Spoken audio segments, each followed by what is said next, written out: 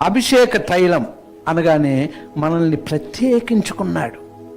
ఆ ప్రధాన యాజకుడు, ఆ యాజకుడైన మన ప్రభువు మనల్ని ప్రత్యేకించుకున్నాడు. దేవుడు అభిషేకించినటువంటి దావీదు ప్రత్యేకింపబడ్డాడు. ఎన్ని పరిస్థితులు గుండా వెళ్ళిన సింహాసనం అలాగుంది. అన్ని అనుభవాలు గుండా వెళ్ళి సింహాసనం మీద కూర్చున్నాడు. అంత గొప్ప రాజుగా ఏలుబడి చేశాడు. గొప్ప రాజుగానే ఉన్నాడు. ఆయన తర్వాత ప్రభు అయిన యేసుక్రీస్తు వారు అభిషక్తుడుగా, మన రాజుగా, ప్రభువుగా, రక్షకుడుగా మనం యేసయ్యను చూసాం.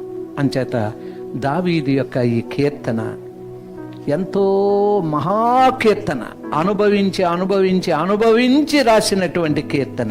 6 వచనాలు కీర్తనే, కానీ తన యొక్క ప్రయాణమంతట్లో కూడా తన అనుభవించి అనుభవం ద్వారా రాసినటువంటి కీర్తనగా ఇది మనం చూస్తాం.